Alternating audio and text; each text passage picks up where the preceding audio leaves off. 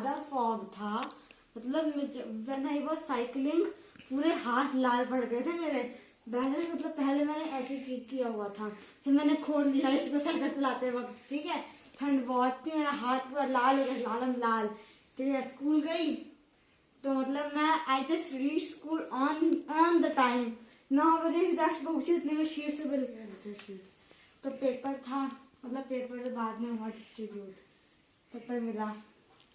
उस पेपर में ना मेरे आधे से ज्यादा जो नंबर है ना वो सर की वजह से आएंगे भाई, क्योंकि उसमें जो सवाल थे ना वो सवाल जो हमको सर ने करवाए थे, और सवाल इतने घुमा घुमा के थे। मतलब एक सवाल था कोई कुछ होगा शाम वाले सर ना। हाँ स्कूल में भाई, स्कूल में सर इतना सिंपल करवाते हैं सवाल।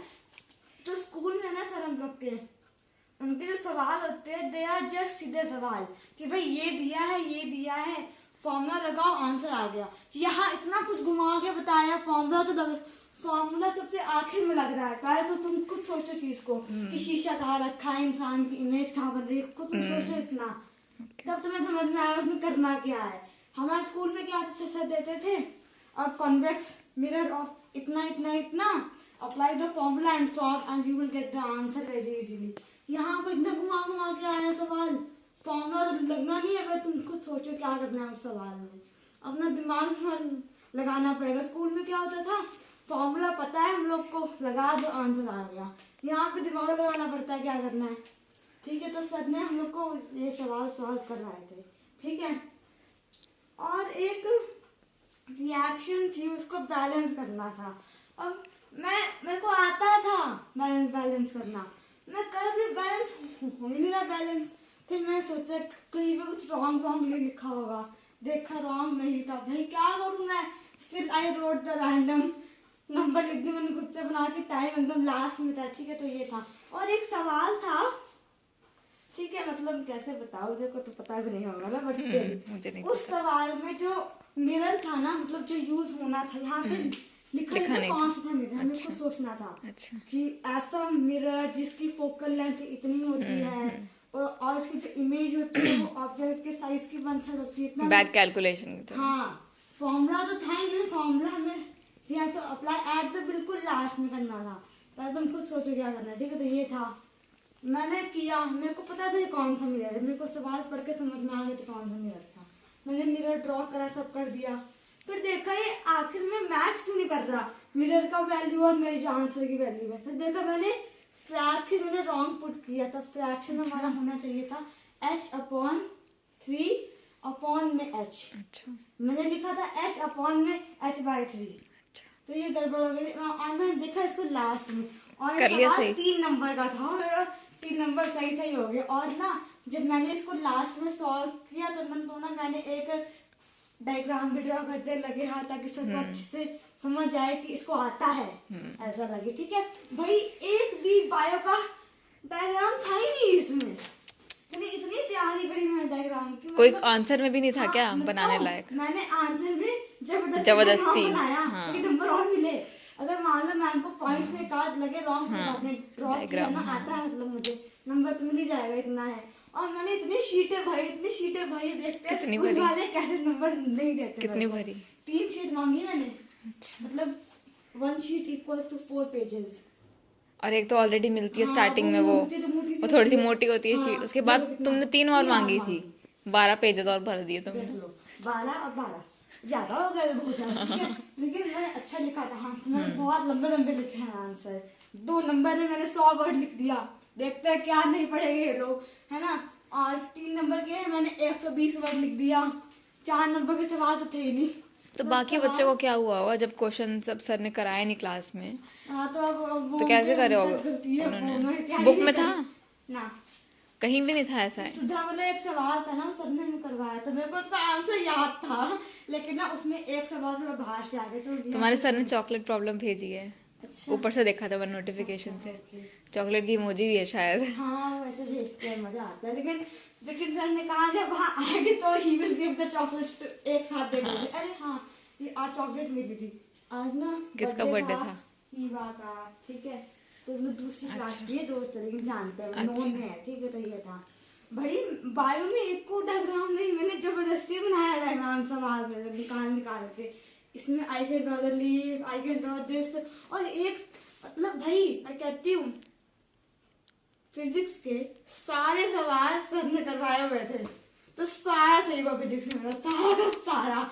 भले ही वो रॉन्ग हो जाए बायो में, कोई बात नहीं, वो तो उनका है सब्जेक्ट ना, वो तो मेरा चीज है, मेरी responsibility.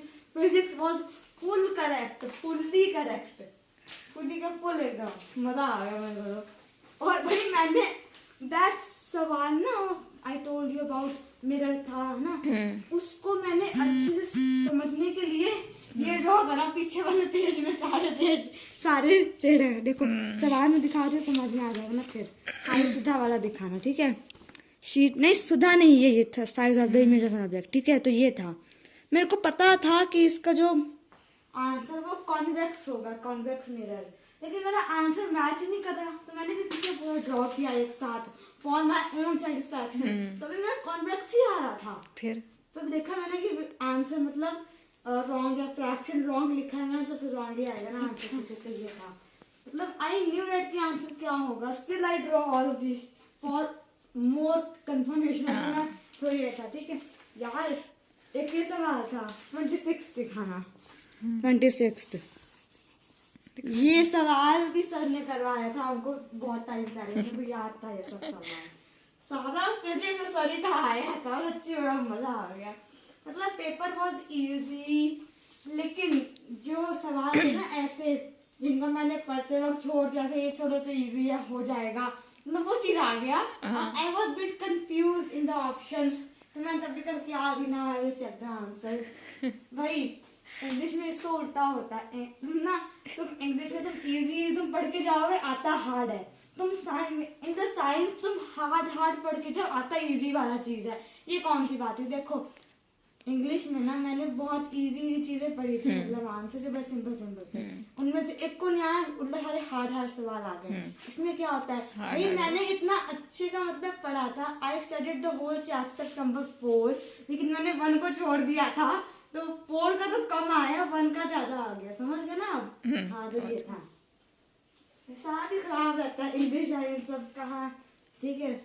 But I just love the physics यार। मुझे एक सवाल में डाउट है, लेकिन उसका आधा सही है, आधा में आई हैव टू चेक, देखती हूँ मैं। सब पूछेंगे कौन है तुम्हारे सर, सीक्रेट सर। हाँ हम तो सर ही बोलते रहेंगे, आप पहचानते हैं, ठीक है।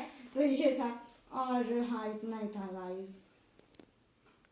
एक सवाल तो थोड़ा बाहर से आया था कि आप कितने एम्पियर का फ्यूज यूज करोगे अपने फैंस और लाइट्स के लिए, और दूसरा ऑप्शन था एन अप्लायंस ऑफ 2 किलोवाट और मोर पावर। तो बताओ कितना यूज करोगे, लाइट्स और फैन कितने का फ्यूज लगता है? वैसे मेरे को पता है ना कि जो आता है ना फ्यूज आता है मार्केट में, वो 5 का या तो 10 का होता है, 7-8 का नहीं आता फ्यूज दीदी। अच्छा 5 या 10 का आता है, या 15 का आता है, मेरे ख्याल से 15 का आता होगा, ठीक है। तो मैंने लाइट और फैन में लिख दिया 5 एम्पियर। बट 5 एम्पियर बहुत ज्यादा होता है, लेकिन 5 एम्पियर पता है, 5 एम्पियर पापा ने इन्वर्टर में यूज किया था, मुझे उससे याद था।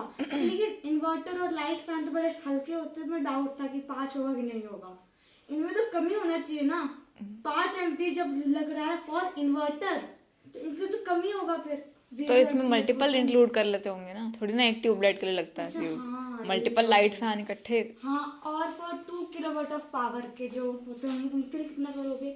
मैंने 10 लिख के आगे 10 एम्पियर, बड़ा डाउट है। मुझे कोई आइडिया नहीं है इसका। देखो नहीं पता था, पता है क्या हुआ, एक बार ना क्लास थी तो उसमें आंसर मेरा आया था कि जो फ्यूज वायर वो होनी चाहिए 7 एम्पियर की, ठीक है। सर बोलते 7 एम्पियर पॉसिबल ही नहीं है, क्योंकि जो आता है ना फ्यूज वो सिर्फ 5 और 10 का आता है, तो मेरा आंसर होगा 10 एम्पियर। जो 7 के पास होगा वो 10 बोलेंगे हम उसको, तो 10 एम्पियर होना चाहिए आंसर। मेरे को तब से याद था ये चीज, और पापा ने भी मेरे को उसी दिन फ्यूज वायर दिखाई थी लाकर, देखो ये होता है फ्यूज, जो लिखा था 5A, तो मेरे को उससे भी याद है। हेल्पफुल चीजें नियर बाय गोइंग ऑन, ठीक है। तो ये था, हाँ इतना था। बायो बड़ी सिंपल थी, वाया तो अच्छा गया मेरा। फिजिक्स पक्का ओवर कॉन्फिडेंस तो नहीं है? ना ऐसे ना, ही है। बस एक सवाल दैट एमटीए वाला वो डाउट है मुझे, बाकी सब ठीक है। न्यूमेरिकल देखोगे वो भर ठीक भर है, के। न्यूमेरिकल तो ठीक है, मुझे अच्छे से पता है। और एक ये सवाल था, we have to write these in the increasing order. मैं सोच रही हूँ कि भाई जो ऑप्शन इधर ला, अच्छा। देखो ऑर्डर आपका होना चाहिए एस क्यू आर या एस क्यू आर क्यू होना चाहिए, या फिर होना चाहिए पी आर क्यू, वैसे ना, समझ गए ना, मतलब छोटे से बड़ा। हाँ। अब यहाँ पे क्या दे रखा है option, P Q R S, P Q, ये आर बाद में क्यों आया उसके, बताऊं क्या ना, इसमें इतना डाउट था मुझे इस क्वेश्चन में। मैं सब ऑप्शन पे चेक कर रही थी, पहले लिखा है पी, 2 है ठीक है, फिर लिखा है क्यू 9, 5 कहाँ गया। अब यहाँ देखो पी एस लिखा है, पी एस 9 और 5 कहाँ गया। ऑप्शन गलत है। सारे ऑप्शन रॉन्ग थे। फिर लिखवाया मैम ने मैम बोला नहीं, खुद लिखो इसका आंसर खुद लिखो। चलो ठीक। हाँ फेयरली में क्या था, ऑप्शन रॉन्ग था तो सर ने आके ठीक करवाया था, और वो वही था उसका आंसर। यहाँ मैम ने ठीक ही नहीं करवाया, तो हम लोगों को खुद से लिखना पड़ा। तो मैं लिख अब मैम देखेगी कि कौन कितना दिमाग लगा। हाँ ये बात है भाई, मैं इतना आधे लोग तो ऑप्शन ही टिक करके बढ़ गए होंगे आगे हाँ। कि ऑप्शन दिया तो इसी में से होगा आंसर। इंक्रीजिंग ऑर्डर छोटे से बड़ा होता है ना, तब ठीक है। इतना डाउट था मुझे इस में, क्या बताऊं। ऐसे टाइम पे ना याद ही डाउट नहीं होता है क्या कि करना है। नहीं, डाउट होता है कि इंक्रीजिंग छोटे से बड़ा ही होता है ना। मैं तो यार लिखी हुई छोटे से बड़ा सब लिखा है मैंने बगल में, अभी याद रहे क्या करना है। चलो गाइस हो गया इतना आज के लिए। अगला है मैथ जो है परसों हमारा, और पता है क्या, वो सुबह ना सर ने व्हाट्सएप पे किया था message, all the best for your science exam, और उसके बाद सर ने भेजा मैथ्स का होमवर्क, कहा स्कूल से आने के बाद करेगा क्योंकि नेक्स्ट इज ना मैथ्स एग्जाम, तो उसकी भी तैयारी करिए साथ साथ में। तो ये था अब मैथ्स भाई, अरे मतलब ना इजी था अगर देखा जाए, कंपैरेटिवली इजी था साइंस। अब मैथ्स थोड़ा सा टफ आना चाहिए। मेरे तो 0 ही आएंगे पेपर। आई विश ना कि और अपने सर थे अलग अलग, आई डोंट अच्छा। लाइक दिस थिंग यार। और एक और चीज ये का है heart. What is this? Heart और बोला है कितना चपटा बनाया है इन्होंने। कंप्रेस हो पूरी गई इमेज नहीं दिखाई, देखो कंप्रेस हो गई है। नहीं तो, और बोला कि ये एरो और ये एरो से बताओ क्या हो रहा है शो, मतलब व्हाट दिस इज इंडिकेटिंग, क्या इंडिकेट कर रहा है। समझ नहीं आ रहा कौन सी नली कहाँ, यहाँ तो कोई वेन भी नहीं है, कोई कहाँ दिखाऊं मैं। तो क्या किया फिर? भाई मैंने भी इसको छोड़ दिया, मैंने लास्ट में किया, ठीक है लास्ट में किया। पूछा नहीं मैम से? क्या पूछे, मैम बोलती फिर जो मन में आया कर दो टिक, नहीं तो ठीक है। फिर मैंने लास्ट में I read all the options बड़ा ध्यान से। एमसीक्यू है क्या? एमसीक्यू था तो 3 तो ऑप्शन रॉन्ग थे, हाँ। तो एक ही बचा, ठीक होगा फिर। मैं रॉन्ग मिल गया तुम्हें? हाँ तीनों रॉन्ग थे ना, तीनों के जो अच्छा। उनका क्या होता है लेबलिंग इसका तो मैंने भूल गई थी मैं इसको, तो ये बकवास है, कुछ नहीं था ये, okay. Just a waste of time. ये हमको दिया हुआ है ऐसे फॉर अवर कंफ्यूजन। हाँ कि लोग इसी में घुसे रहे हैं। हाँ कि क्या है ये समझ नहीं आ रहा कुछ, ठीक है। मैं मतलब मैं सर ऑप्शंस पढ़े थे, 3 तो रॉन्ग थे उसमें से ऑप्शन, मतलब आने का रॉन्ग वे दिया था, तो फिर रॉन्ग क्यों होगा फिर वो, तो एक ही सही था वो कर दिया। बड़े चालाक होते हैं स्कूल वाले, ये फालतू दे कुछ काम बता रही है। वेरी चालाक ब्रो। बड़ी चालाक ब्रो, बड़ी चालाक। You very chalak, bro.